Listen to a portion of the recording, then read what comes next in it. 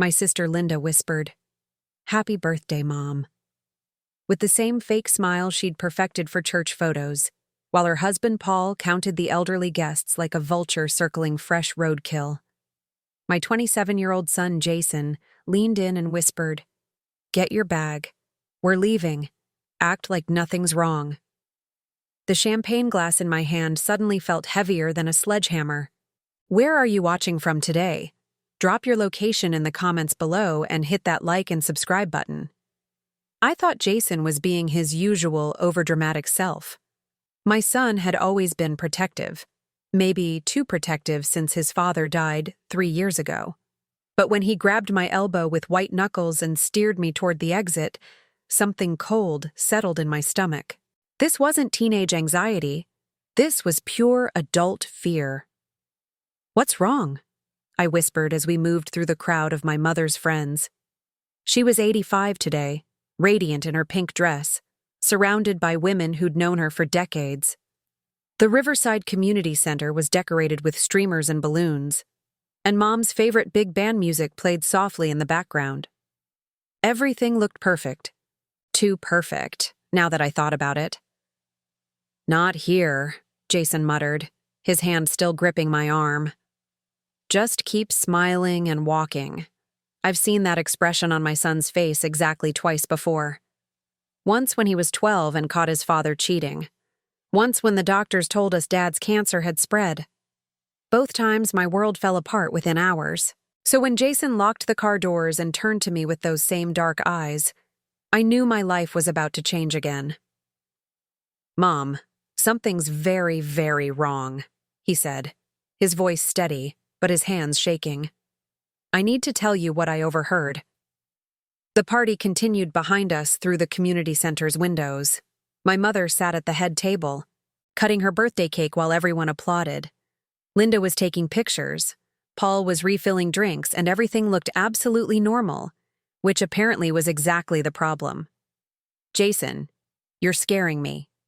"Good," he said grimly, "because what I heard scared the hell out of me."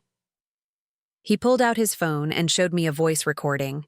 His thumb hovered over the play button. "I recorded this 20 minutes ago when I went to get your purse from Linda's car. They were in the parking lot and they thought everyone else was inside. They, Linda and Paul. The name hung in the air like a curse.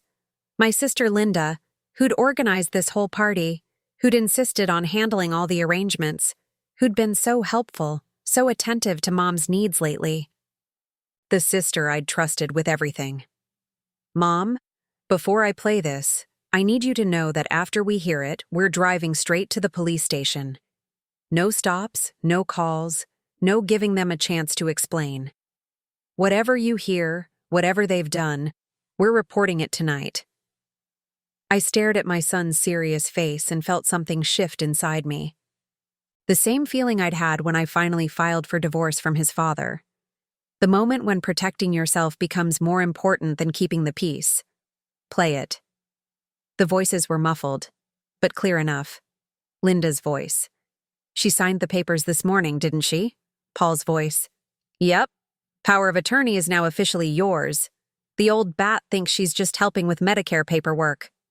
My blood went cold. Mom had mentioned signing some insurance documents Linda had brought over. She'd been so proud that her daughter was helping with the confusing paperwork. She'd trusted Linda completely. "The nursing home deposit goes through Monday," Paul continued. "Once she's in there, we can sell the house within 30 days. Market's hot right now. Should get at least $400 dollars. $400 Mom's house. The house where Linda and I grew up. The house Mom had sworn she'd never leave. "What if she fights the commitment?" Linda asked.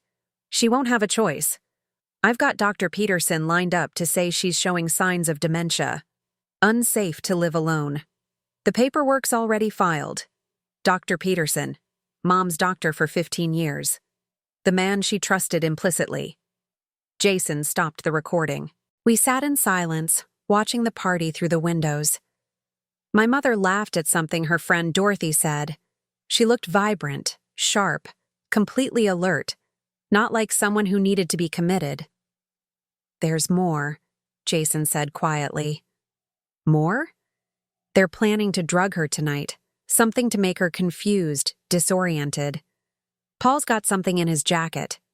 They want to create an incident that justifies the emergency commitment. I felt like I was drowning in broad daylight. This wasn't just theft. This was kidnapping. This was destroying an old woman's life for money. We have to go back. I said, Mom, no. We call the police first. She's still in there with them. What? They're not going to hurt her in front of 50 witnesses. But if we go back now, they'll know. We know. They'll disappear, destroy evidence, maybe accelerate their timeline. He was right, and I hated him for being right. But I also loved him for being smart enough to get us out before it was too late. How did you know to record them? Jason was quiet for a moment. Paul's been asking weird questions about Grandma's finances for months, and Linda's been visiting her constantly, bringing papers to sign. It felt predatory. Predatory. That was the perfect word. My sister had been circling our mother like a shark, and I'd been too trusting to see it. 10 minutes, Mom. We'll call 911, tell them everything, and let the police handle it. But right now, Grandma is safe because she's surrounded by people. The moment that party ends, he didn't need to finish. The moment the party ended, Mom would be alone with them. And by morning, she'd be in a nursing home, confused and drugged, signing away everything she owned. I looked back at the community center one more time. Through the windows, I could see Linda helping Mom open presents. The perfect daughter, the devoted caretaker, the loving sister who'd been planning to destroy our mother's life for months. Make the call, I said. But as Jason dialed 911, something else occurred to me. Something that made my hands shake with rage instead of fear. If they'd done this to Mom, what else had they been planning? The dispatcher's voice was calm and professional, completely at odds with the chaos in my head. 911, what's your emergency? I need to report elder abuse and fraud, Jason said, his voice steadier than mine would have been.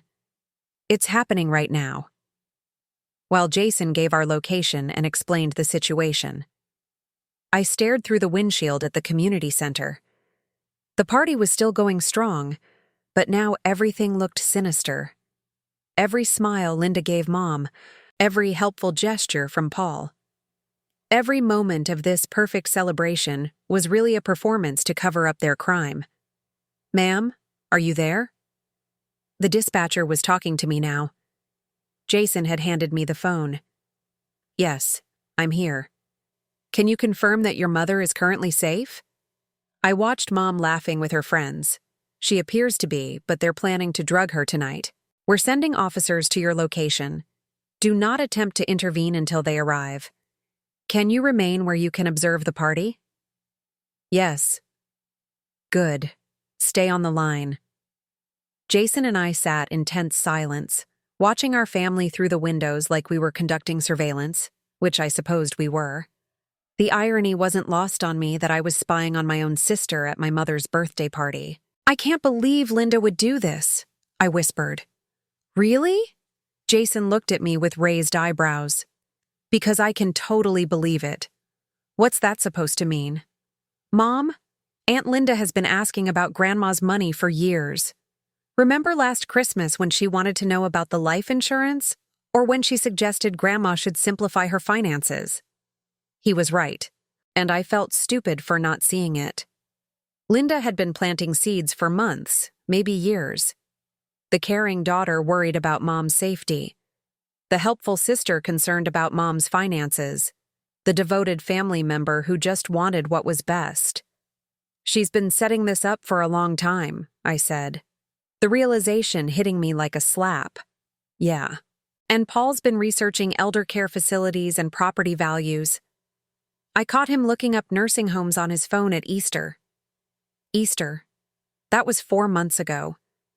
They'd been planning this since at least Easter, maybe longer. Every family dinner, every holiday visit, every concerned phone call had been part of their scheme. My phone buzzed. A text from Linda. Where did you go? Mom's asking for you. I showed Jason the message. He snorted. She's probably panicking. They need you there to make everything look normal. Another text. Jason, too. Come back. The cake is amazing. Should I respond? Tell her we went to get something from the car. We'll be right back. I typed the lie, hating every word. But if Linda suspected we knew, she might accelerate whatever they had planned for tonight. Through the window, I could see Linda checking her phone, reading my message, then walking over to Paul. They had a quick conversation, and Paul nodded toward the parking lot. They were looking for us. They're getting nervous, Jason said. Good. Let them squirm. As we watched, Paul walked outside and started toward the parking lot. He was trying to look casual, but his movements were too purposeful. He was definitely looking for us. Get down, Jason said, sliding low in his seat. We ducked below the windows as Paul walked past our car. He stopped, looked around, then pulled out his phone. Even from inside the car with the windows up, we could hear his voice raised in frustration. They're not here, he said to whoever he was calling. Yeah, I checked everywhere. Their car's here, but they're gone. He listened for a moment. Then no, we stick to the plan. Maybe they just went for a walk. We'll proceed as scheduled. Proceeded as scheduled. My mother was about to be drugged and kidnapped. And they were talking about it like a business meeting. Paul headed back toward the building and we sat up again. Where are the police? I asked. It's only been 10 minutes, Mom. 10 minutes that felt like 10 hours. Every second Mom stayed in that party, she was closer to danger. Every moment Linda and Paul had to prepare was another moment they could cover their tracks or change their plan. What if they decide to leave early? I asked. Then we follow them. But the police said not to intervene. I'm not going to let them take her. Jason looked at me seriously. Mom, you realize this could get dangerous, right? People who steal from elderly relatives don't usually stop at theft if they're willing to drug her and commit her against her will. He didn't finish, but I knew what he meant. People who crossed those lines were capable of crossing others. If Linda and Paul felt cornered, if they thought we were going to ruin their plan, what would they do to protect themselves? We're not going to let it get that far, I said with more confidence than I felt. Red and blue lights flashed in my rearview mirror. 2 police cars pulled into the parking lot, followed by a third. No sirens, which was smart. They didn't want to alert Linda and Paul that something was wrong. Thank God, I breathed. The first officer approached our car. Jason rolled down the window. Are you the callers? Yes, sir. I'm Jason Miller. This is my mother, Carol. I'm Officer Martinez. We need to hear that recording. Jason played the audio again. Officer Martinez listened without expression. But I saw his jaw tighten when Paul talked about drugging Mom. Do you know what substance they're planning to use? No, but the man said he had something in his jacket. And your mother is currently inside the building? Yes, she's the guest of honor. It's her 85th birthday party. Officer Martinez nodded. Here's what we're going to do. 2 of my officers will enter the building and observe. They'll be dressed in plain clothes and will blend in with the guests. I need you 2 to go back inside and act normal. Don't do anything to alert the suspects that law enforcement is present. What if they try to give her something? My officers will intervene before that happens. But I need to stress this. Do not attempt to stop them yourselves. Do not confront them. Your job is to act like nothing has changed. I nodded, but my stomach was churning. Going back in there, pretending everything was fine, watching Linda smile at Mom while planning to destroy her life. It felt impossible. One more thing, Officer Martinez said. We'll need to see that power of attorney document and any other paperwork your mother signed recently. It's probably at Linda's house. I said, we'll get a warrant for that. But first, let's make sure your mother stays safe tonight. As we walked back toward the community center, I felt like I was walking into enemy territory. The warm, festive building that had seemed so welcoming an hour ago now felt like a trap. Remember, Jason whispered. Everything is normal. We just went to the car to get something. But nothing would ever be normal again because now I knew what my sister was capable of. And I had no idea how far she'd go to protect her secret. The automatic doors slid open and we stepped back into the party. Linda rushed over immediately, her face bright with fake concern. There you are. Mom was worried sick. Where did you go? Car, I said simply, amazed at how steady my voice sounded. For 45 minutes, had we really been gone that long? Time had felt both frozen and racing while we sat in that parking lot. Car trouble, Jason said smoothly. We got it sorted out. Linda's eyes narrowed slightly, but her smile never wavered. Well, you missed Mom's speech. She thanked everyone for coming, especially her 2 daughters and her wonderful grandson, her 2 daughters. I wondered if Mom would still feel that way tomorrow when she learned what Linda had planned for her. Where is she? I asked. Sitting with Mrs. Henderson and the Bridge Club ladies. They're telling stories about the good old days. I looked across the room and saw Mom surrounded by women her age, all of them laughing at something Mrs. Henderson was saying. Mom looked absolutely radiant, not like someone who needed to be in a nursing home, not like someone who was losing her mind. She looks wonderful, I said. Oh, Mom always puts on a good show, Linda said dismissively. But we both know she's been struggling lately. Struggling with what? I wanted to ask. But I bit my tongue and nodded like I agreed. Well, Linda continued, Paul and I were thinking we'd drive her home after this. Save you the trip. There it was, the setup. They wanted to get Mom alone. That's sweet of you, I said. But Jason and I were planning to take her. We want to spend a little more time together. Linda's smile flickered for just a second. Oh, well, that's fine, I suppose, though we did promise to help her sort through some paperwork tonight. You know how she gets confused about her Medicare statements. Medicare statements, right? More papers for Mom to sign while she was confused and trusting. Maybe tomorrow would be better, I suggested. She'll be tired after today. Yes. But the paperwork has deadlines. It really needs to be done tonight.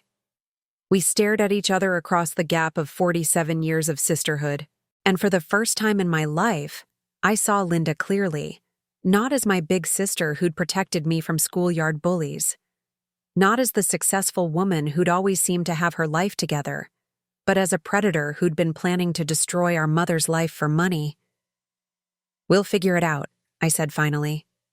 Linda nodded, but I could see the wheels turning behind her eyes. She was already planning her next move. That's when I noticed Paul across the room, deep in conversation with a man I didn't recognize. A tall, thin man in a doctor's coat who kept glancing toward Mom, Dr. Peterson. The doctor who was supposed to declare Mom mentally incompetent. He was here at the party, ready to make his assessment. Dr. Peterson shook hands with Paul like they were old friends, which maybe they were by now. I watched them from across the room, pretending to listen to Linda chatter about the success of the party, while my mind raced through the implications. Isn't it wonderful that Dr. Peterson could make it? Linda said, following my gaze. He's been so concerned about Mom's confusion lately. Confusion? Mom had just given a 10-minute speech thanking everyone by name, remembered stories from 40 years ago, and correctly identified every person in her old photographs. If that was confusion, I wanted to be confused too. He seems very attentive, I said carefully. Oh, he is. He's been wonderful about making house calls to check on her. Very thorough examinations. House calls. Dr. Peterson had been making house calls to evaluate Mom, probably documenting anything that could be used to justify commitment. A forgotten name here. A moment of uncertainty there. And suddenly, you have a pattern of cognitive decline. Jason appeared at my elbow with a plate of cake. Grandma wants to know if you'll sit with her for a while. Of course. I started toward Mom's table, but Linda caught my arm. Actually, Carol, could I speak with you privately for a minute? There's something I need to discuss. Every instinct I had screamed danger. Getting me away from Mom, away from witnesses, away from Jason. But refusing would raise suspicions. "Sure," I said. "Jason, why don't you keep Grandma company?" Linda led me to a quiet corner near the kitchen, far enough from the main party that we couldn't be overheard. She looked around to make sure we were alone. Then her entire demeanor changed. The bright party hostess vanished, replaced by someone harder, more calculating. "Carol, we need to talk about Mom." "What about her?" "Don't play dumb. I know you've noticed the changes." "What changes?" Linda sighed dramatically. "She's forgetting things, leaving the stove on, getting confused about her medications. Yesterday, I found her outside in her nightgown at 3:00 in the morning. She said she was waiting for Dad to come home from work. Dad had been dead for 12 years. But if Mom had really said that, it could indicate cognitive issues. Or it could be something Linda made up to support her narrative. "I haven't noticed any of that," I said.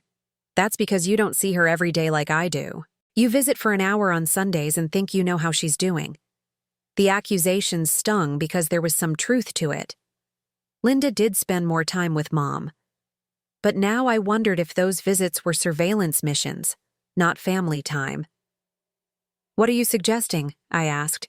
"I'm suggesting that we need to start thinking about her safety, about getting her the care she needs before something terrible happens. She seems fine to me. She's putting on an act, Carol. She always has. You know how Mom is about appearances. She'd rather die than admit she's struggling." That part was definitely true. Mom had always been proud, always determined to handle things herself. But using Mom's independence against her was particularly cruel. "So, what do you want to do?" "Paul and I have been researching facilities. There's a beautiful place called Sunset Manor that specializes in memory care. Very high-end, excellent staff." "Memory care?" "Linda? She doesn't have dementia." "Not yet. But early intervention is key. The doctor says if we wait until she's completely incapacitated, the transition will be much harder." The doctor, Dr. Peterson, who was currently across the room, probably taking notes on Mom's behavior for his official assessment. "I think we should slow down," I said. "Maybe get a second opinion." Linda's expression hardened.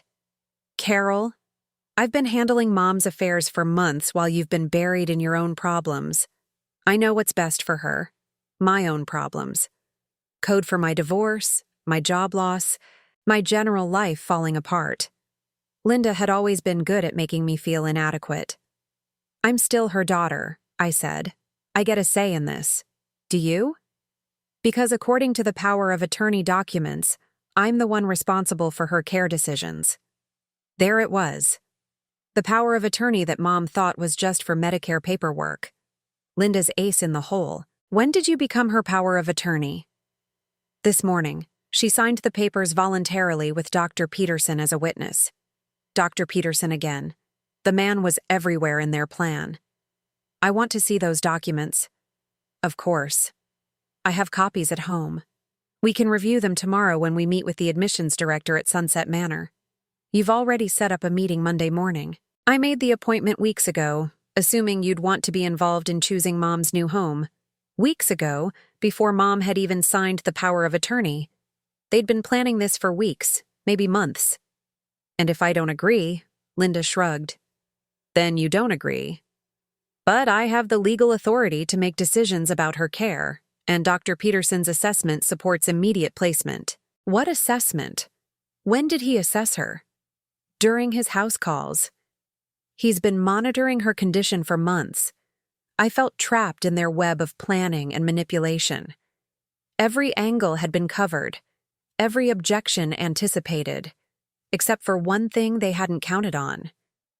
"I think Mom should have a say in this," I said. "Mom isn't capable of making rational decisions about her own care anymore. That's the whole point.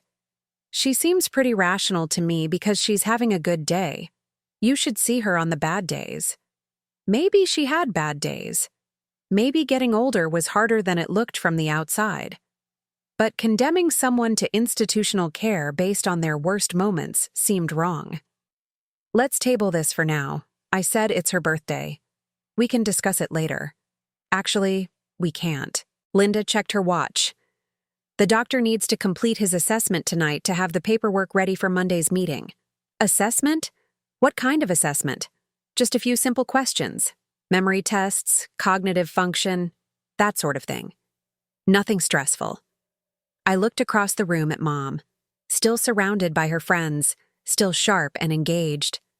Then I looked at Dr. Peterson, still talking with Paul, still taking notes. And if she passes these tests, Carol Linda's voice was patient. The way you'd talk to a child. She's not going to pass. People with her condition rarely do her condition. Mom didn't have a condition beyond being 85 years old. But apparently in Linda's world, being old was condition enough. I want to be there when he talks to her. That might make her nervous. Dr. Peterson prefers to conduct these evaluations in private. Of course he did. It was easier to manipulate responses when there were no witnesses. Then I want to review his notes afterward. Doctor-patient confidentiality prevents I want copies of everything, Linda. The power of attorney documents, the medical assessment, the nursing home applications. If you're doing this for Mom's own good, you should have no problem sharing the paperwork. Linda's smile faltered. "Of course. I'll have everything ready for you tomorrow." Tomorrow? When it would be too late to stop whatever they had planned for tonight. "Actually," I said, "I'd like to see the power of attorney documents tonight, just to understand exactly what authority you have." "They're at home. Then let's go get them." "Carol, I'm not leaving Mom's party to drive home for paperwork. Don't be ridiculous. Then maybe this whole conversation is premature. Maybe we should wait until I can review the documents before making any decisions." I watched Linda's face cycle through frustration, anger, and calculation. She needed me on board, or at least neutralized. Having me actively opposed to the plan would create complications. "Fine," she said finally. "I'll bring the paperwork to your house tomorrow morning. We can review everything together. What time?" 9. EO0. By 9. EO0 tomorrow. If their plan worked, Mom would already be in the nursing home, confused and drugged, with no way to fight the commitment. "Actually," I said, "why don't I just come home with you tonight after the party? We can review everything then, and I can help you prepare for Monday's meeting." Linda's eyes narrowed. She was trying to figure out why I was suddenly so eager to be involved when I'd been absent from Mom's care for months. That's very thoughtful, Carol. But it's been a long day, and I think we'd both benefit from a good night's sleep before diving into complicated legal documents. I'm a night owl, and this is too important to delay. We stared at each other, and I could see Linda's mind working frantically. She needed to get Mom alone tonight. She needed me out of the way, but she also couldn't afford to make me suspicious by being too obvious about it. "Let me talk to Paul," she said finally. Maybe we can arrange something." She walked away, leaving me standing by the kitchen, watching the party continue around me. But now everything looked different. Every conversation, every interaction, every innocent moment was potentially part of Linda and Paul's plan. I looked around for Jason and spotted him still sitting with Mom. Both of them laughing at something Mrs. Henderson was saying. At least he was keeping her safe for now. But the night was still young, and Linda and Paul were running out of time to complete their scheme, which meant they might start taking risks, and risky people do dangerous things. I watched Linda cross the room to Paul, her posture tense despite her smile. They spoke in low tones, Paul's expression darkening as she explained whatever obstacle I'd just become. Dr. Peterson joined their conversation, and all three of them glanced in my direction. The plan was falling apart, and they knew it. Jason appeared beside me holding 2 cups of punch. "You look like you need this." "Thanks." I took the cup but didn't drink. "How's Mom?" "Sharp as ever. She just told Mrs. Henderson the entire plot of a book she read last week. remembered every character's name and all the plot twists. So much for cognitive decline. But I knew it wouldn't matter. If they wanted Mom declared incompetent, they'd find a way to make it happen. "Jason," I said quietly, "I need you to stay close to Mom for the rest of the night. Don't let her eat or drink anything unless you see exactly where it came from." His face went serious. "You think they'll try something here? I think they're running out of options." Across the room, Linda was walking toward Mom's table with what looked like a small gift bag. She was smiling, but there was something forced about it now, something desperate. "Incoming," I murmured. We moved quickly to intercept her, arriving at Mom's table just as Linda set down the bag. "Mom, I almost forgot. I brought you a little something extra for your special day." "Oh, Linda, you've done so much already," Mom protested, but she was already reaching for the bag. "What is it?" I asked, trying to keep my voice light. "Just some of those herbal teas she loves. Remember, Mom, you mentioned your sleeping problems, and I found this wonderful chamomile blend that's supposed to help. Herbal tea. The perfect delivery method for whatever drug they'd plan to use. Natural, innocent, something Mom would drink willingly." "How thoughtful," I said, reaching for the bag. "May I see?" Linda's hand shot out to stop me. "Actually, they're specially wrapped. I don't want to ruin the presentation. I'd love to see what kind you got her. I've been having trouble sleeping, too." For a moment, we had a polite tug-of-war over the gift bag, both of us smiling while our eyes locked in silent battle. Mom watched this strange display with growing confusion. "Girls, what's gotten into you?" she asked. "Nothing, Mom," Linda said, releasing the bag. "Carol's just being thorough." I opened the bag and found 3 boxes of tea, all with seals intact, all looking completely innocent. But I noticed Linda's hands were shaking slightly as I examined them. "These look lovely," I said, handing the bag to Jason. "Why don't you put these in the car for Grandma? We'll make sure she gets them home safely." Jason understood immediately. "Good idea. I'll take them out right now." "That's not necessary," Linda started, but Jason was already walking away with the tea. "Such a helpful boy," Mom said proudly. Linda's smile was starting to crack around the edges. "Yes, very helpful."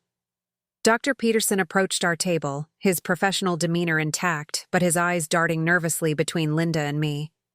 "Mrs. Wilson," he said to Mom, "I was hoping to chat with you for a few minutes. Just a quick check-in about how you're feeling." "Oh, I'm feeling wonderful." "Doctor, this has been such a perfect day. That's excellent to hear. But sometimes these big events can be overwhelming for people our age. I'd like to ask you a few questions to make sure you're not overt taxing yourself." Our age. Mom was 85. Dr. Peterson looked to be in his 60s, but the implication was clear. "You're old, you're fragile, you can't handle excitement." "What kind of questions?" I asked. Dr. Peterson glanced at Linda, who gave an almost imperceptible nod. "Just standard cognitive assessments. Memory, orientation, that sort of thing. Nothing to worry about here." I gestured around the crowded room. "Wouldn't your office be more appropriate for medical assessments?" "I prefer to evaluate patients in their natural environment. It gives a more accurate picture of their functional capacity, their natural environment. As if a birthday party was where Mom spent most of her time." "Mom," I said, "you don't have to answer any medical questions at your birthday party. This is supposed to be fun, not a doctor's appointment." "Now, Carol," Linda interjected, "Dr. Peterson is just being thorough. There's no harm in a few simple questions. Actually, there might be." I looked directly at Dr. Peterson. "Aren't there protocols for cognitive assessments, standardized environments, specific procedures, patient consent forms?" Dr. Peterson's professional facade flickered. "Well, yes, but this is more of an informal check-in." "With what purpose are you documenting this informal check-in? Will it be part of Mom's medical record?" That depends on the results. So if Mom gives answers you don't like, it becomes official. But if she passes, it's just an informal chat. The silence stretched uncomfortably. Mom looked back and forth between us, clearly sensing the tension, but not understanding its source. "What's this really about?" she asked. Before anyone could answer, Jason reappeared at the table. He caught my eye and shook his head almost imperceptibly. I interpreted that to mean he'd found something wrong with the tea. "Dr. Peterson was just leaving," I said firmly. "Actually, I think it would be beneficial." "Doctor." My voice was sharp enough to cut glass. "My mother is at her birthday party, surrounded by friends, clearly alert and engaged. If you have medical concerns, you can schedule a proper appointment with proper procedures. But you're not conducting any kind of assessment here tonight." Dr. Peterson looked to Linda for support, but she was staring at the tablecloth, her face pale. "Perhaps another time," he said finally, and walked away. Mom watched him go, then looked at me with eyes that were far sharper than anyone with dementia should have. "Carol? Honey? What's going on?" The question hung in the air. This was the moment when I had to decide how much to tell her, how much truth she could handle, how much danger she was really in. "Mom," I said carefully, "I think some people might be trying to take advantage of you." "What people?" I glanced at Linda, who was still avoiding eye contact. "People who think you have more money than you can handle. People who think you need to be taken care of." "Nonsense," Mom said briskly. "I'm perfectly capable of taking care of myself. I know you are, but not everyone agrees." Mom followed my gaze to Linda, who finally looked up with tears in her eyes. "Linda." Mom's voice was soft, but there was steel underneath. "Is there something you want to tell me?" For a moment, I thought Linda might confess. Her face crumpled, and she looked like the scared little girl I remembered from our childhood. But then Paul appeared at her shoulder, and the moment passed. "Mom, Linda's just worried about you," Paul said smoothly. "We all are. Living alone at your age, managing all your affairs by yourself. It's a lot of responsibility." "I've been managing my own affairs for 85 years, Mom said dryly. "I think I've got the hang of it by now." "Of course you do," Paul continued. "But sometimes it helps to have family support, legal protections, professional assistance, code for guardianship, power of attorney, nursing home placement." "What kind of legal protections?" Mom asked. "Oh, just some paperwork to make things easier in case you ever need help with decisions or medical care." "I signed some Medicare forms this morning," Mom said slowly. "Linda said they were just insurance updates." "That's right," Linda said quickly. "Nothing important," but Mom was looking at her with growing suspicion. "Linda, what exactly did I sign?" Just some forms to help me help you if you ever need it." "What kind of help?" The question was simple, but Linda couldn't answer it without revealing the truth. She looked trapped, panicked, caught between lies she could no longer maintain. "Tell her," I said quietly. "Carol, please tell her what you're planning to do to her." "We're not planning anything," Paul said, but his voice lacked conviction. "Then why is Dr. Peterson here trying to assess her competency? Why did you bring drug tea to her birthday party? Why have you been researching nursing homes for weeks?" Mom's face went white. "Nursing homes?" The party continued around us, but our table had become an island of tense silence. Mrs. Henderson and the other ladies had moved away, sensing family drama and wanting no part of it. "Linda," Mom said, her voice shaking, "please tell me you're not trying to put me in a nursing home." Linda burst into tears. Real tears this time. Not the manipulative kind she'd used to get what she wanted since childhood. "Mom, I'm sorry. I'm so sorry, but we need the money, and the house is just sitting there, and you don't need all that space. And you thought you'd steal my home and have me committed so I couldn't stop you." The words hung in the air like a death sentence. Even Paul had no response to that level of brutal honesty. But before anyone could say anything else, the lights went out. Emergency lighting kicked in a few seconds later, bathing everything in an eerie red glow. There were murmurs of confusion from the party guests, but no panic. Power outages weren't uncommon in this part of town. "Everyone stay calm," someone announced. "I'm sure it's just temporary, but in the dim emergency lighting, I saw Paul grab Mom's arm and start pulling her toward the exit. "Come on, Mrs. Wilson," he said. "Let's get you outside where it's safer." That's when I realized the power outage wasn't an accident, and our mother was about to disappear into the night. "Stop," I said, moving to block Paul's path to the exit. "Carol, she needs fresh air," Paul said, but his grip on Mom's arm was too tight for someone who was just being helpful. "Then open a window." In the dim emergency lighting, I could see other party guests moving calmly toward the exits, guided by ushers with flashlights. It was an orderly evacuation, exactly what you'd expect from a well-managed venue dealing with a routine power outage. Except nothing about this was routine. "Where's Linda?" I asked. Paul glanced around nervously. "She went to check on the backup generator." Linda knew about the backup generator. That seemed like unusually specific knowledge for a party guest. "Jason," I called out, spotting my son, helping elderly guests navigate in the dim light. "Right here, Mom. We're leaving all of us together. The parking lot's a bit chaotic right now," Paul said. "Might be better to wait until—" "No," I took Mom's other arm, gently but firmly removing her from Paul's grip. "We're going to my car and we're going home." "Actually," a familiar voice said behind me, "I think that's an excellent idea." Officer Martinez stepped out of the shadows, no longer trying to blend in with the party guests. In the emergency lighting, his badge was clearly visible. Paul's face went white. "Officer, is there a problem?" "Several problems, actually. Starting with the fact that the power denodge wasn't an accident. I don't understand. Someone cut the main electrical line to the building. Someone who knew exactly where to find it and how to disable the backup generator delay system."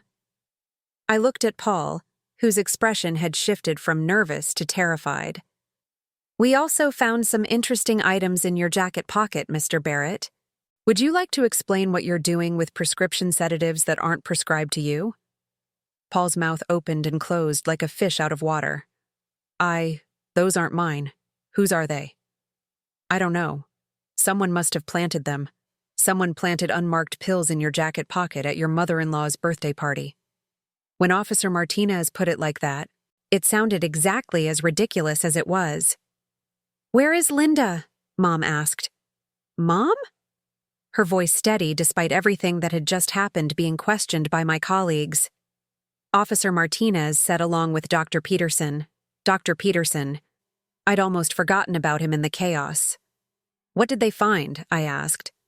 "Forged medical records documenting cognitive decline that never actually occurred. Pre-signed commitment papers. Applications to 3 different nursing homes. All submitted last week." "Last week?" Mom's voice was sharp with anger. "Before I ever signed any power of attorney." "Yes, ma'am. It appears this plan has been in motion for several months." Mom looked around the dim room, taking in the chaos, the emergency lighting, the reality of what her daughter had tried to do to her. "I want to see Linda," she said finally. "Mom? I don't think I started. I want to see her now." Officer Martinez nodded. "She's in the security office. But I should warn you, Mrs. Wilson, she's been advised of her rights and has requested an attorney." "Fine, she can have an attorney. But first, she's going to look me in the eye and explain herself." We followed Officer Martinez through the confused crowd of party guests. Most people were gathered in small groups, speculating about the power outage and wondering when they could leave. They had no idea that they just witnessed the collapse of an elder abuse conspiracy. The security office was a small room behind the main hall. Linda sat in a plastic chair, her party dress wrinkled, her makeup smeared from crying. She looked up when we entered and her face crumpled again. "Mom, I'm so sorry. I never meant for it to go this far." "How far did you mean for it to go?" Mom asked, her voice deadly calm. We needed money, and you have so much. And you're alone in that big house. And I thought maybe if you were somewhere safer. Safer? You mean more expensive? The nursing home is very nice, Mom. I researched it carefully. You would have been comfortable while you sold my house and spent my money. Linda couldn't meet her eyes. It was going to be yours anyway. I was just expediting the process, expediting my death. You mean? No, I would never. You were going to drug me and have me committed against my will. You forged medical records to make me seem incompetent. You cut the power at my birthday party to create chaos so you could kidnap me in the confusion. Put like that. The plan sounded like something out of a crime thriller, except it was real. And it had almost worked. I was desperate, Linda whispered. Desperate enough to destroy your own mother. Linda finally looked up, tears streaming down her face. I didn't think of it that way. I thought I was solving everyone's problems. Everyone's problems, including the problem of me being alive and healthy. Mom, please. No. Mom's voice cut through Linda's pleading like a blade. You don't get to call me Mom anymore. You lost that right when you decided I was worth more dead than alive. The words hit Linda like a physical blow. She doubled over, sobbing. Mrs. Wilson, Officer Martinez said gently, we'll need you to come to the station to make a formal statement. Of course. But first, I want to know about Paul and Dr. Peterson. Dr. Peterson is looking at fraud charges, conspiracy, possibly more depending on what we find in his files. Mr. Barrett will likely face kidnapping charges, elder abuse, conspiracy. And Linda, that depends partly on her cooperation and partly on what charges you want to pursue. Mom looked at her daughter, who was still crying in the plastic chair. I want to pursue all of them, she said finally. Every single charge you can think of. Linda's head snapped up. Mom, please, I'm your daughter. No, Mom said sadly. You were my daughter. The woman who tried to steal my life is a stranger. We left Linda in the security office and followed Officer Martinez outside. The parking lot was still crowded with confused party guests, but the crowd was thinning as people realized the party was over. What happens now? I asked. Arraignment's probably tomorrow. Trial in a few months. But with the evidence we have, including the recording your son made, convictions are very likely. Jason appeared beside us, slightly out of breath. The tea was definitely drugged, he said. The lab tech did a quick field test, some kind of sedative, strong enough to knock out someone grandma's size for hours. Hours. Long enough to get her to the nursing home. Long enough for the drugs to confuse her enough that she'd seem disoriented when she woke up. Long enough for Dr. Peterson to declare her mentally incompetent based on her drugged behavior. They really thought of everything, I said. Almost everything, Mom corrected. They didn't count on having a grandson smart enough to smell a rat, Jason grinned, or stubborn enough to do something about it. Or a daughter who finally learned to see through her sister's lies, I added. Mom looked back at the community center where her birthday party had turned into a crime scene. 85 years old, she said. I thought I'd seen everything. Are you okay? I asked. She considered the question seriously. You know what? I think I'm better than okay. For the first time in months, I know exactly who I can trust. She looked at Jason and me, then back at the building where Linda was presumably still crying in the security office. I'm free, she said with something that sounded like wonder. I'm finally free. As we drove away from the community center, emergency lights flashing in our rearview mirror, I realized Mom was right. She was free from the daughter who'd been planning to betray her, free from the worry about cognitive decline that had been manufactured to justify abuse, free from the fear of losing her independence. But most importantly, she was free from the people who saw her as a problem to be solved rather than a person to be loved. And tomorrow, Linda and Paul would wake up in jail cells, facing the consequences of treating an elderly woman like a commodity instead of a human being. Sometimes justice really is served at exactly the right temperature, ice cold. 3 days after Linda's arrest, I found myself sitting in a police station conference room that smelled like burnt coffee and broken dreams. Detective Sarah Rodriguez spread photos across the metal table like she was dealing cards in the world's most depressing poker game. "Mrs. Miller, we need you to look at these and tell us if you recognize any of these people." The first photo showed Linda and Paul at what looked like a restaurant deep in conversation with a man I'd never seen before. The second showed the same man shaking hands with Dr. Peterson outside a medical building. The third made my blood run cold. It was Mom photographed through what looked like a telephoto lens walking to her mailbox in her bathrobe and slippers. "When was this taken?" I asked. 2 months ago. We found it on Mr. Barrett's computer along with about 50 others. 50 photos. They'd been stalking my mother for months, documenting her every move, looking for anything they could use to make her seem vulnerable or confused. The man in the restaurant photos is named Marcus Webb. Detective Rodriguez continued. He's a private investigator specializing in what he calls family asset protection. What does that mean? Helping adult children prove their elderly parents are incompetent so they can take control of their finances. The temperature in the room seemed to drop 10 degrees. This wasn't just Linda and Paul getting desperate about money. This was a professional operation. How many families has he done this to? We're still investigating, but it looks like at least 12 in the past 2 years. Your mother would have been number 13? Lucky 13 or unlucky depending on your perspective. The good news, Detective Rodriguez continued, is that your quick thinking probably saved not just your mother but future victims. Webb's entire operation is falling apart. What about the other families? The ones where it worked? We're reopening those cases. Some of those elderly people might still be alive in nursing homes, wondering why their children never visit. The weight of that settled on my chest like a stone.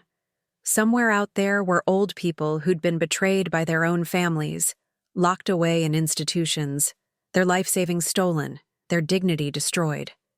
There's something else, Detective Rodriguez said, pulling out another folder. Linda's been trying to make a deal. What kind of deal?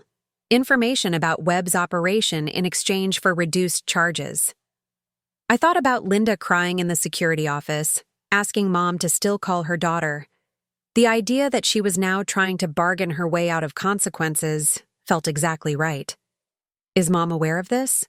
We briefed her yesterday. She had some very strong opinions about your sister's latest scheme. I could imagine. Mom didn't believe in shortcuts, especially when they involved betraying other people. What did she say? I believe her exact words were, "Let Linda dig herself out of the hole she dug herself into, preferably with a very small spoon." That sounded like Mom. Even at 85, even after being betrayed by her own daughter, she still had more backbone than most people half her age. Detective Rodriguez gathered the photos. We'll need you to testify about what you observed at the party and what Linda told you about their plans. Of course, fair warning, their attorney is going to try to paint your family as dysfunctional. They'll suggest that Linda was acting out of genuine concern for your mother's safety with drugged tea and forged medical records. They'll claim the tea was a mistake, that Dr. Peterson acted independently, that the power outage was coincidental. They'll make Linda look like a caring daughter who got in over her head. I thought about Linda's performance at the party, the fake concern, the manufactured crisis, the careful manipulation of every conversation. If I hadn't heard that recording, I might have believed her act myself. Will that work? Not with the evidence we have, but juries can be unpredictable, especially when family relationships are involved. I left the police station with a folder full of documents and a head full of questions. How long had Linda been planning this? Was the financial desperation real or just an excuse? And most importantly, how many warning signs had I missed over the years? Mom was waiting for me in my living room when I got home, sitting in my favorite chair like she owned the place, which given recent events was probably exactly the attitude she needed. "How did it go?" she asked. "Complicated. There's more to this than just Linda and Paul. I explained about Marcus Webb and the other families, about Linda's attempt to make a deal, about the photos they'd taken of her. Mom listened without interruption, her face growing harder with each detail. 50 photos, she said when I finished at least. For 2 months, I thought I was developing paranoia because I kept feeling like someone was watching me. Turns out, I wasn't paranoid enough. Mom, I'm so sorry. I should have seen what was happening. How? Linda's been practicing manipulation since she could talk. Remember when she convinced the teacher that I forgot to pack her lunch so she could get free meal tickets? She was 8 years old and she was already learning that lying got her what she wanted. I thought she'd outgrow it. Mom stood up and walked to my kitchen window, looking out at the street like she was checking for surveillance. The detective said Linda wants to make a deal. She said information about the private investigator in exchange for lighter charges. And what do you think about that? I think Linda created this mess and should face the consequences. Mom nodded approvingly. Good. Because I've been thinking about those other families, the ones where this scheme actually worked. What about them? Someone needs to check on them. Someone needs to make sure they're actually receiving proper care, that their money is being used for their benefit. Mom, that's not your responsibility. She turned from the window and I saw something in her eyes I'd never seen before. Not anger, not sadness, but determination with a sharp edge. Whose responsibility is it then? The police will investigate the crimes, but who's going to actually visit these people? Who's going to make sure they're not sitting in some facility wondering why their children abandoned them? There are social workers, patient advocates who are overworked and underfunded and probably don't even know these people exist. She had a point. The system was designed to process cases, not to care for individuals. What are you suggesting? I'm suggesting that I have time, resources, and a very personal understanding of what these people have been through. I'm suggesting that maybe Linda's betrayal should result in something positive. Mom, you're 85 years old. So were some of the victims. Age doesn't disqualify me from helping people. I could see where this was heading, and part of me admired her instinct to turn trauma into purpose. But another part of me worried about her taking on more stress after everything she'd been through. Let me help, I said. You have your own life to rebuild. Your job, your divorce, your recovery from all the chaos Linda created. Linda didn't just attack you. She attacked our whole family. Jason and I deserve a chance to fight back too. Mom smiled, the first genuine smile I'd seen from her since the party. Fight back by helping other families. Fight back by making sure this never happens to anyone else. That, Mom said, sounds like a plan. That night I lay in bed thinking about the photos of Mom in her bathrobe, about Linda's tears in the security office, about elderly people sitting in nursing homes wondering why their children never called. But mostly, I thought about the expression on Mom's face when she talked about helping the other victims. For the first time since Dad died, she looked like she had a purpose beyond just surviving. Linda had tried to destroy Mom's life for money. Instead, she'd given Mom something more valuable, a mission. The irony was almost poetic. Almost. The first nursing home we visited looked like a luxury hotel from the outside. Manicured lawns, elegant architecture, discreet signs advertising premium senior living. But the smell hit us the moment we walked through the doors. Industrial disinfectant trying to mask something unpleasant underneath. We're here to visit Margaret Foster, Mom told the receptionist, using the information Detective Rodriguez had given us. Are you family? Old friends, Mom said smoothly. We haven't seen her since she moved here. The receptionist checked her computer. Room 247. Take the elevator to the second floor. Turn right. Room 247 was at the end of a long hallway lined with wheelchairs and confused-looking residents. We found Margaret Foster sitting by her window, staring out at the parking lot with blank eyes. She was thin, pale, wearing a hospital gown instead of regular clothes. Mrs. Foster. Mom approached gently. My name is Dorothy Wilson. This is my daughter, Carol. Margaret turned slowly, and I saw a flicker of awareness in her eyes. Not confusion or dementia, but surprise that someone was talking to her. Are you here to see me? Yes, we are. We wanted to check on how you're doing. Margaret's eyes filled with tears. No one visits anymore. My son said the drive was too far. According to the police files, Margaret's son lived 12 minutes away, but he'd been too busy spending her money to visit. How are they treating you here? Mom asked. The nurses are nice enough, but Margaret glanced around nervously, then leaned forward. I'm not supposed to be here. This is all a mistake. What kind of mistake? I signed some papers for my son. He said they were insurance forms. Next thing I knew, men in white coats were at my door saying I had to come here for my own safety. The story was almost identical to what Linda had planned for Mom. The same lies, the same manipulation, the same tragic result. Mrs. Foster, I said gently, do you know what those papers were? Power of attorney, they told me later. But I never agreed to that. I never said my son could put me in a home. Mom and I exchanged glances. Margaret Foster was coherent, articulate, clearly capable of making her own decisions. She'd been warehoused here because it was convenient and profitable. What happened to your house? Mom asked. Sold it. My son said I needed the money for care, but I never see any bills. I ask for my checkbook and they say family members handle all that now. Do you want to leave here? Margaret's face lit up with hope, so desperate it was painful to see. More than anything. But they say I can't. They say I'm not competent to make that decision. We spent an hour with Margaret listening to her stories about her life before the nursing home. Her confusion about how she'd ended up here, her longing to go home. She was sharp, funny, completely alert. The only thing wrong with her was that she'd trusted the wrong person. As we prepared to leave, Margaret grabbed Mom's hand. Will you come back? Yes, Mom promised. Well, be back next week.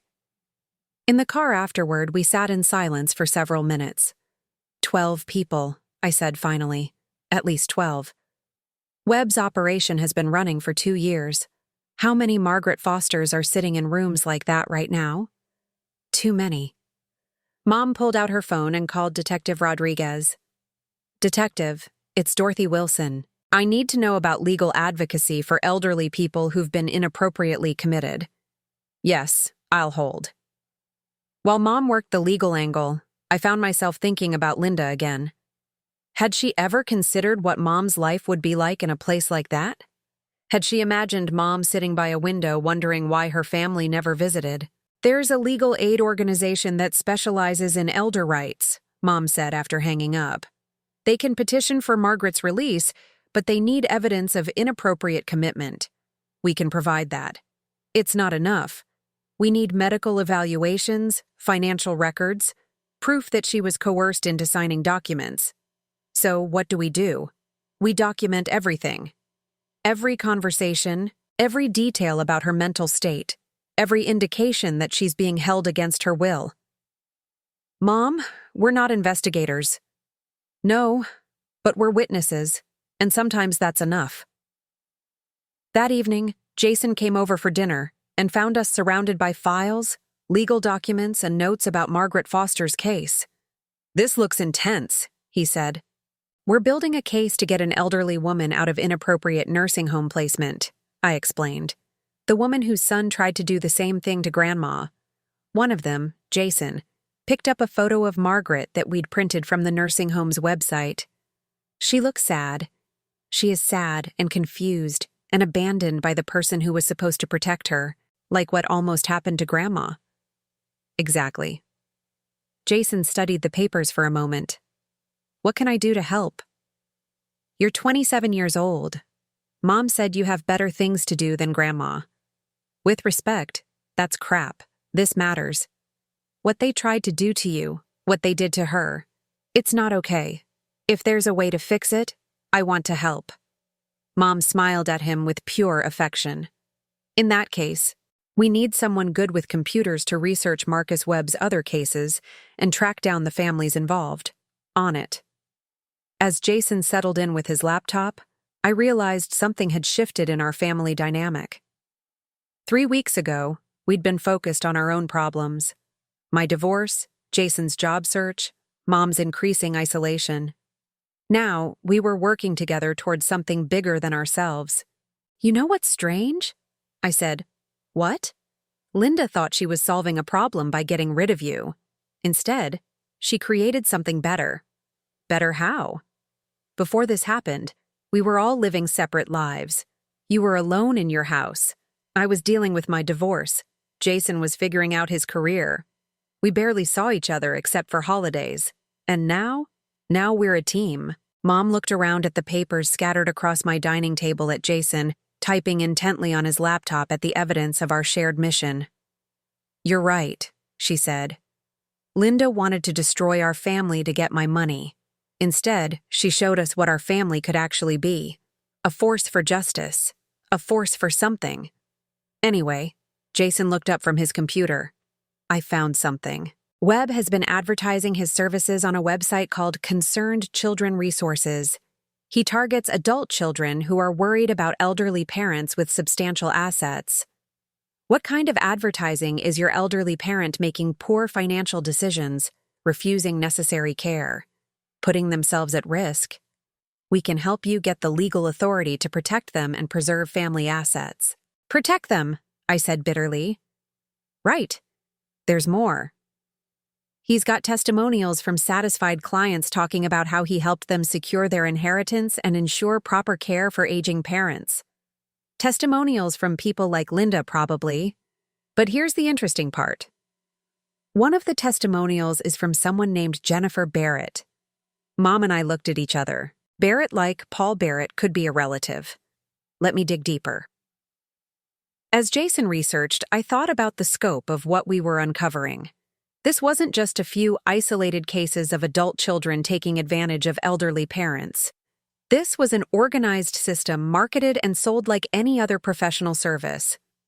"Found her," Jason announced. "Jennifer Barrett is Paul's sister. She used web services 2 years ago to have her father committed, and his assets transferred to her control." "Where's her father now?" Jason's expression darkened. "He died in a nursing home 6 months ago. But according to his obituary, he left behind a loving family and a substantial charitable legacy." "Charitable legacy." Jennifer donated his money to various causes after he died. Made herself look like a philanthropist instead of a thief. "So Paul learned the technique from his sister." "It looks that way."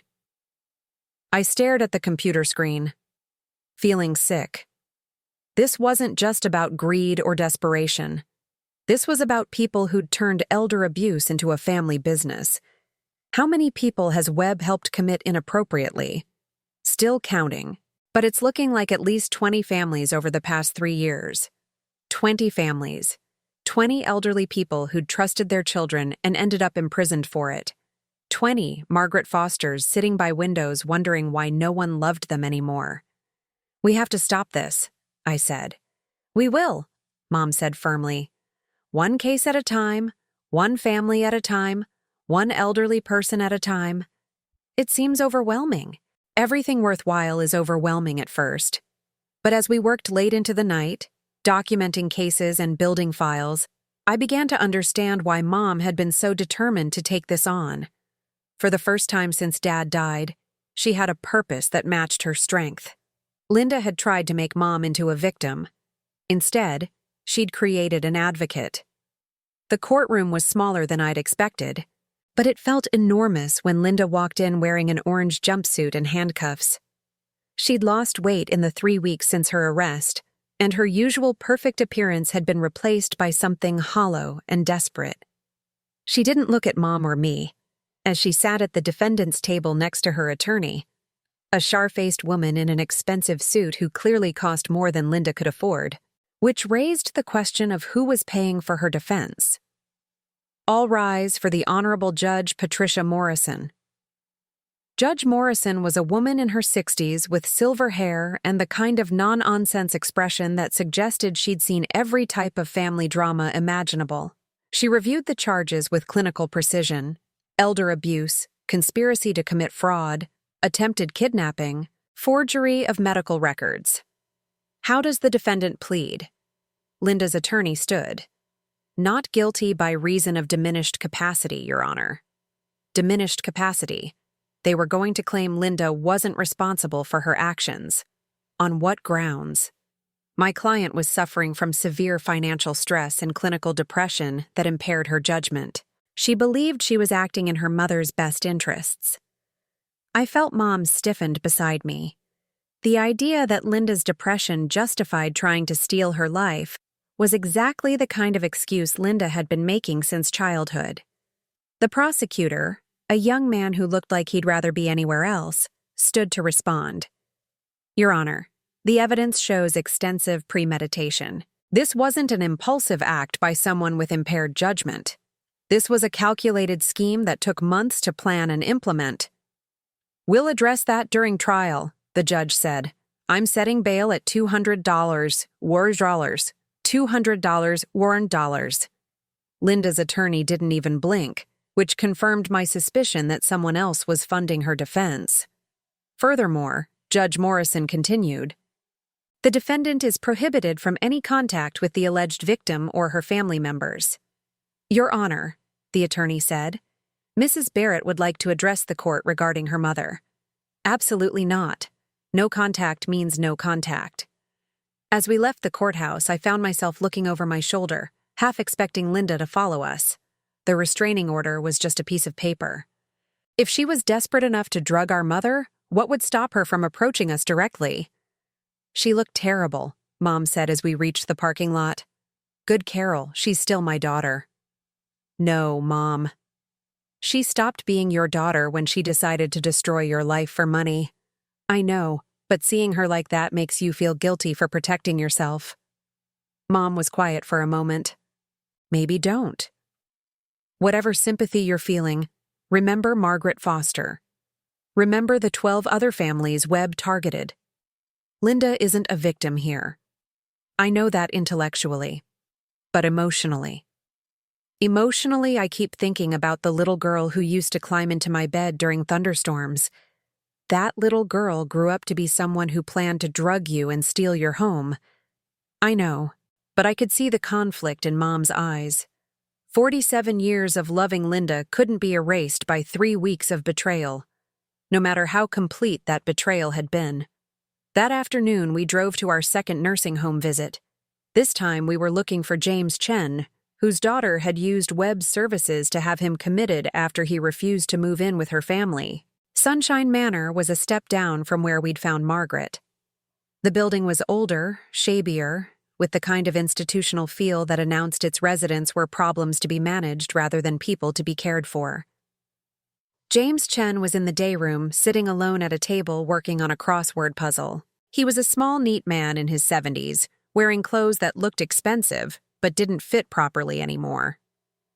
Mr. Chen, Mom approached carefully. My name is Dorothy Wilson. I wondered if I could sit with you for a few minutes. He looked up with intelligent eyes behind wire-rimmed glasses. Are you from the state? Another inspector? No, just a friend who wanted to check on how you're doing. How I'm doing? He set down his pencil. I'm doing terribly. Thank you for asking. His directness was refreshing after Margaret's heartbreaking confusion. Can you tell me what happened? Mom asked. My daughter decided I was too old to live alone. When I disagreed, she had me declared mentally incompetent and shipped here like a piece of furniture. Are you mentally incompetent? James gestured to the crossword puzzle. Today's New York Times, Friday edition. I've completed it every day for 30 years. Does that seem incompetent to you? Mom examined the puzzle.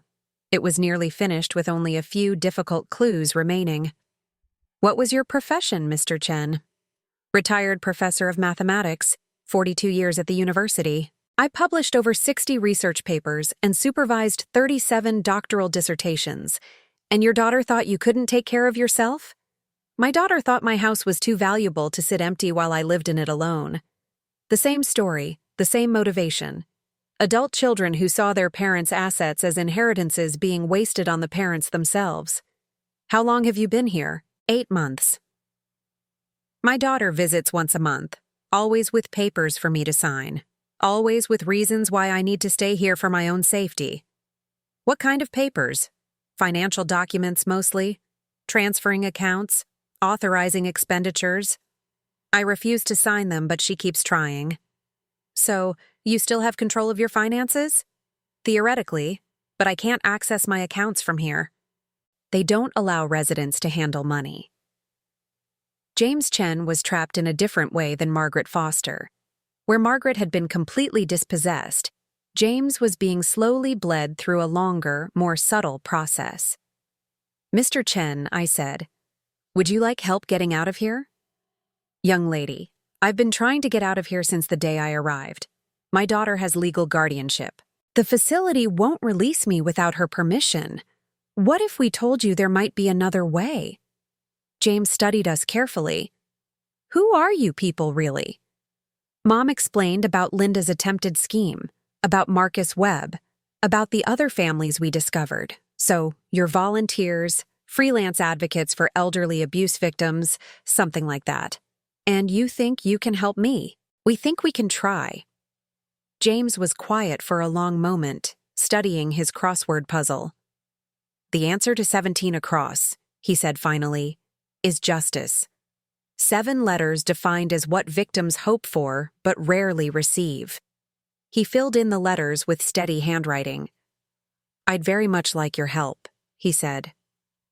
As we drove home from Sunshine Manor, I found myself thinking about the difference between Margaret and James. Margaret had been confused and heartbroken by her situation. James was angry and analytical, but both of them were trapped by the same system, the same laws that allowed adult children to override their parents' autonomy in the name of protection. 2 different approaches to the same problem. I said to Mom, "What do you mean?" Margaret's daughter moved fast, signed the papers, sold the house, transferred the money, and dumped her in the cheapest facility she could find. James's daughter is taking her time, keeping him in a nicer place, maintaining the illusion of choice, but still systematically taking control. Both effective, both evil. I keep wondering how many other children are looking at their elderly parents right now and thinking about calling Marcus Webb. The thought was chilling. Somewhere out there, adult children were calculating the value of their parents' houses, estimating the costs of nursing home care, and weighing the benefits of taking control versus respecting autonomy. "At least we stopped Linda before she could actually do it," I said. "Did we? Or did we just postpone it?" "What do you mean?" "I mean, Linda's attorney is being paid by someone with enough money to afford expensive legal defense for elder abuse charges." I hadn't thought about that, but Mom was right. Linda and Paul didn't have the resources for high-end legal representation. "You think someone's backing her?" "I think someone has a vested interest in making sure Linda doesn't go to prison and start talking about Marcus Webb's operation." The implications of that settled in my stomach like cold lead.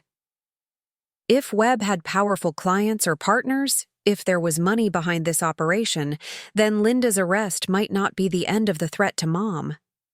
It might just be the beginning. The call came at 2:17 a.m., 3 days before Linda's trial was scheduled to begin. I answered on the first ring, my heart already racing because nobody calls with good news at that hour. "Mrs. Miller, this is Detective Rodriguez. I need you to check on your mother immediately." "What?" "Why? What happened?" "Someone broke into her house tonight. She's not answering her phone." I was already pulling on clothes, my hands shaking so badly I could barely work the buttons. "Is she hurt?" "We don't know." The alarm company called us about a break-in, but when officers arrived, the house was empty. "No sign of your mother." Empty. Mom was gone. "I'll be there in 10 minutes. "Mrs. Miller, wait. Don't go to the house alone. Meet us at the station first." "No. If someone took my mother, every second counts." I hung up and called Jason while speeding toward Mom's neighborhood. He answered on the second ring, already wide awake. "Grandma's missing," I said without preamble. "What?" "Break-in at her house, she's gone. I'm on my way." Mom's street was blocked off with police cars. Their red and blue lights turning the familiar suburban neighborhood into something from a crime scene. Detective Rodriguez met me at the barricade. "Any word?" I asked. "Nothing yet, but we found something you need to see." She led me to Mom's front porch, where the door stood open. In the bright porch light, I could see that the deadbolt had been professionally defeated. No signs of force, no damaged wood, just clean work that suggested expertise. "Whoever did this knew what they were doing," Detective Rodriguez said. "Where's Mom? That's what we're trying to figure out. But look at this." She handed me a plastic evidence bag containing a single sheet of paper. I recognized Linda's handwriting immediately. "Mom, I'm sorry it had to come to this, but you left me no choice. By the time you read this, you'll be somewhere safe where you can get the help you need. Don't try to fight this. It's for your own good. Linda." My hands started shaking so hard I could barely hold the paper. "Linda did this? How?" "She's supposed to be under house arrest.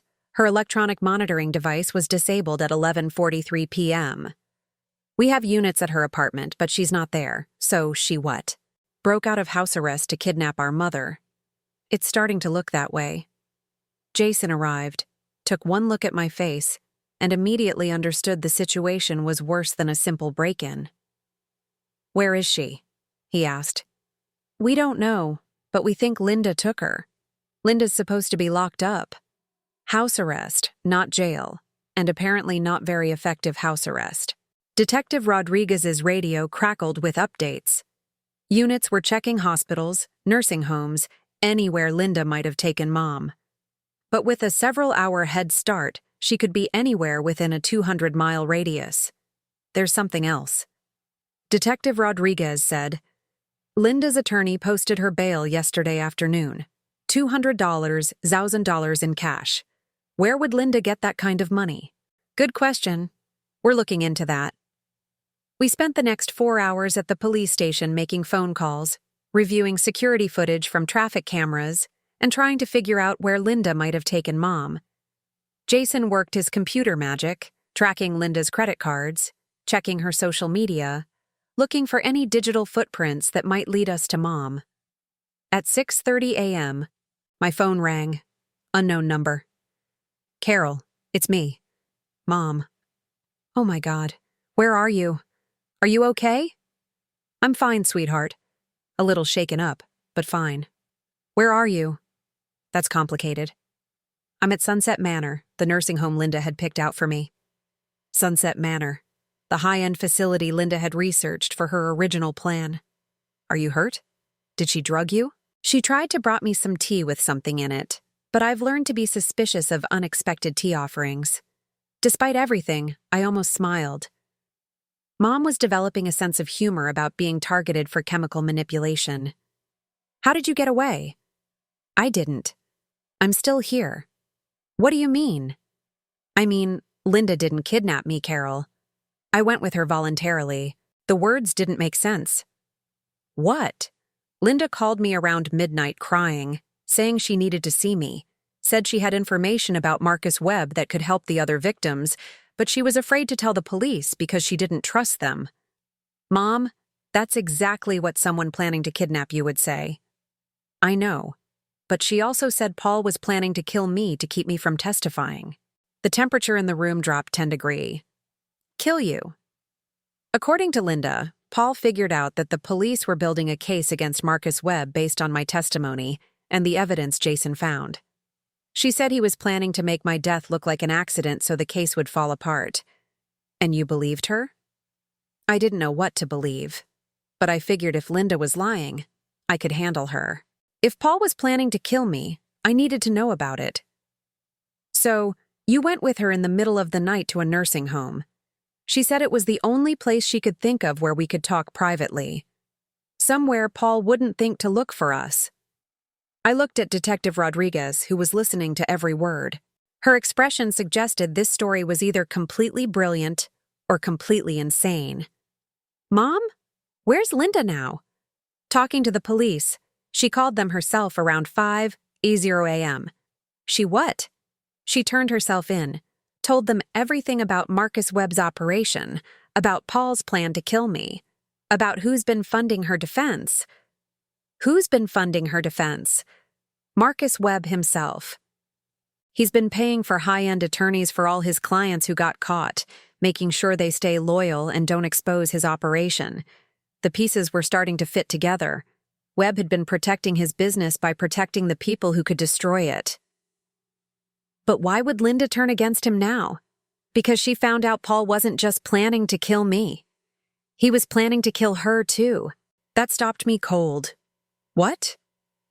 Once I was dead and the case fell apart, Linda would be a liability. She knew too much about Webb's operation. Paul figured it would be easier to eliminate all the witnesses than to risk exposure. So Linda wasn't trying to kidnap you. She was trying to protect you and herself. Let's not get too sentimental here. Fair point. Linda was still the person who tried to drug Mom and steal her house, but apparently she drew the line at murder. What happens now? Now Linda cooperates fully with the investigation into Marcus Webb. She testifies against Paul and Dr. Peterson and whoever else was involved, and she probably goes to prison for a much shorter time than she would have otherwise. And you. I testify about what Linda told me about Paul's plan. I help put Marcus Webb out of business permanently, and I go home. Are you sure you're safe, Carol? I'm sitting in a nursing home with 6 police officers providing security while Linda gives her statement. I'm probably the safest 85-year-old woman in the state right now. 2 hours later, Mom walked out of Sunset Manor looking remarkably composed for someone who'd spent the night uncovering a murder plot. Linda walked out in handcuffs, but not the same defeated woman we'd seen in court. She looked relieved, like someone who'd finally stopped carrying a weight she couldn't handle. "How are you doing?" I asked. "Mom." "Better than I expected. It turns out facing your fears is easier when your fears involve concrete threats from specific people, rather than vague anxieties about aging and dependency." "What do you mean?" "I mean, for the past year, I've been worried about losing my independence, my mental faculties, my ability to take care of myself. But last night, my problems were simple. Don't get murdered. Help catch the bad guys. Protect other elderly people from the same scheme. Simple problems. Simpler than existential dread. Anyway, Mom had a point. Fighting specific enemies was more straightforward than fighting time and aging and the inevitable decline of physical and mental abilities. So, what now? Now we finish what we started. We help Margaret Foster and James Chen get out of inappropriate placements. We make sure Marcus Webb spends a long time in prison. We prevent this from happening to other families. And Linda. Mom looked back at the police car where Linda sat waiting to be transported to the county jail. Linda made a choice last night. She chose protecting people over protecting herself. It doesn't undo the harm she caused, but it's a start. Are you going to forgive her? I'm going to work with her to clean up the mess she helped create. Forgiveness is a luxury we can discuss after justice is served. As we drove away from Sunset Manor, I realized something fundamental had changed in our family dynamic. 3 weeks ago, Mom had been a potential victim of Linda's scheme. Yesterday, she'd been a target for Paul's violence. But this morning, she was something else entirely. She was a woman who'd turned the tables on people who'd underestimated her strength. Linda had tried to make Mom into a helpless elderly person who needed to be managed. Instead, she'd discovered that Mom was still the formidable woman who'd raised 2 daughters, survived decades of marriage, and built a life on her own terms. Some people don't go quietly into nursing homes. Some people fight back, and some people win. 6 months later, I stood in the courtroom watching Marcus Webb get sentenced to 15 years in federal prison. The judge's words were crisp and unforgiving. "You preyed on the most vulnerable members of our society and destroyed families for profit. The court hopes this sentence sends a clear message that elder abuse will not be tolerated." Mom sat beside me, taking notes in a small notebook she'd brought specifically for this moment. Over the past months, she'd become something of an expert on elder law, patient advocacy, and the systemic failures that allowed people like Webb to operate. 15 years, she said quietly. He'll be 73 when he gets out. Poetic justice. He'll be exactly the demographic he spent years exploiting. Linda sat 3 rows ahead of us with her new attorney, a public defender this time, since Webb's money had disappeared along with his freedom. She'd received 3 years in a minimum security facility in exchange for her cooperation, which had been extensive and devastating to Webb's operation. After the sentencing, Linda approached us hesitantly. She looked different, thinner, older, but somehow more solid than the brittle woman who'd planned Mom's downfall. "Mom," she said softly. "Linda." They looked at each other across 6 months of investigations, trials, and the slow process of untangling the damage Linda had helped create. "I wanted to thank you," Linda said.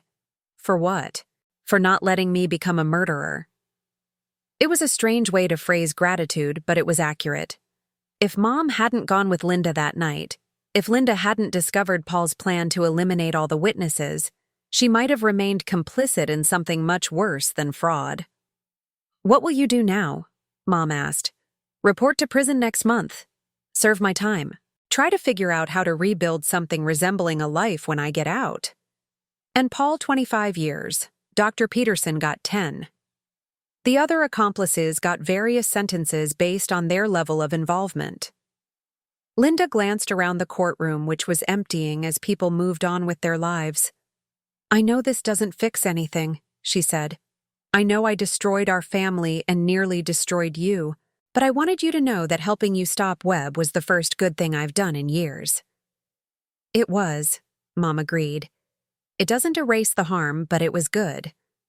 "Will you?" Linda's voice broke slightly. "Will you write to me in prison?"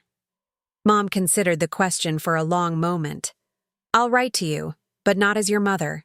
As someone who believes in redemption, but not in forgetting consequences." Linda nodded, tears streaming down her face. "That's more than I deserve." "Yes, it is." Linda walked away to begin her own process of facing consequences, and possibly finding a way back to being human. "How do you feel?" I asked Mom as we left the courthouse. "Like justice was served. Not perfect justice, but adequate justice." And Linda is no longer my problem to solve. She's an adult woman who made adult choices and will face adult consequences. We drove to our final nursing home visit of the day. Over the past 6 months, we'd successfully helped 11 elderly people get released from inappropriate placements, return to their homes, or move to facilities they'd actually chosen. Margaret Foster was now living in a senior community she loved, with full control of her finances and regular visits from friends she'd made through our support group. James Chen had returned to his house and his crossword puzzles, plus a part-time teaching position at the university that kept him engaged with the world. Today, we were visiting Eleanor Patterson, whose case had been the most challenging because her son was a lawyer who'd used his professional knowledge to create an airtight guardianship arrangement. Eleanor was 91, sharp as a blade, and madder than hell about being locked in Peaceful Pines' manor against her will. Dorothy Carroll. She greeted us with her usual regal bearing. "Do you have good news or bad news?" "Good news," Mom said, producing a thick envelope. "The appeals court overturned your son's guardianship. You're free to leave whenever you want." Eleanor's composure cracked for just a moment, and I saw the vulnerable woman underneath the fierce exterior. "When?" "Today, if you want. We've arranged temporary housing until you decide what you want to do long-term. I want to go home. Your son sold your house, then I want to buy a new one. At 91, I don't have time to waste on rental properties." Eleanor Patterson packed her belongings with the efficiency of someone who'd been ready to leave for months. As we drove her to her temporary apartment, she sat in the back seat of Mom's car with a cat carrier containing the tabby she'd been secretly keeping in her nursing home room. "What will you do now?"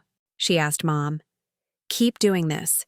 There are always more cases, more families affected by Marcus Webb's former clients, more elderly people who need advocates. And personally, what will Dorothy Wilson do for Dorothy Wilson?" Mom considered the question. "I'm thinking about selling my house." "Really?" This was the first I'd heard of it. It's too big for one person, and the money could fund our advocacy work. I've been looking at a townhouse near downtown, walking distance to the courthouse and the legal aid office. You want to move closer to work? I want to move closer to purpose. That evening, Jason came over for dinner to celebrate Webb's sentencing and Eleanor's release. As we sat around Mom's dining room table, soon to be someone else's dining room table, I reflected on how much had changed since Linda's birthday party scheme. "Grandma," Jason said, "I got accepted to law school. That's wonderful. When do you start?" "Fall semester. I'm going to specialize in elder law, following in the family business." Someone needs to understand the legal system well enough to beat it when it's being used to hurt people. Mom reached across the table to squeeze his hand. "Your father would be proud." "I think so. I also think he'd be proud of what you and Mom have been doing. We're just trying to turn something terrible into something useful. You're doing more than that. You're making sure this doesn't happen to other families." After dinner, Mom and I sat on her back porch, looking out at the garden she'd been tending for 30 years. Soon, someone else would be planting tomatoes and pruning roses in this space. "Any regrets?" I asked. "About selling the house?" "No. About Linda? That's more complicated." "How so?" "I regret that she thought stealing from me was easier than asking for help. I regret that she believed I cared more about money than about her well-being. I regret that our relationship deteriorated to the point where she saw me as an obstacle rather than a mother. But I don't regret stopping her. I don't regret the consequences she's facing. And I don't regret discovering that I'm stronger than anyone, including me. Thought I was. You're 85 years old and you're starting a new career. I'm 85 years old, and I finally know what I want to be when I grow up." The sun set behind the trees Mom had planted decades ago, casting long shadows across the yard where she'd raised her daughters, buried her husband, and planned what she thought would be a quiet retirement. Instead, Linda's betrayal had given her something unexpected, a second act with real meaning, real impact, and real satisfaction. 6 months ago, Linda had seen Mom as a problem to be solved. An elderly woman with too much money and too much independence. She'd tried to reduce Mom to a diagnosis, a dollar amount, a burden to be managed. But people aren't problems to be solved. They're human beings with dignity, agency, and the right to live their lives on their own terms, regardless of their age. Mom had proven that in the most dramatic way possible. She'd taken Linda's worst intentions and turned them into a force for justice. Sometimes the best revenge isn't getting even. It's becoming someone better than your enemies ever imagined possible. And sometimes, if you're very lucky, getting older means getting stronger, not weaker. At 85, Mom had learned to fight harder, think sharper, and care deeper than she ever had before. Linda had tried to make her disappear. Instead, she'd helped her find her voice. Not a bad outcome for someone who was supposed to be past her prime. Thanks for listening. Don't forget to subscribe and feel free to share your story in the comments. Your voice matters.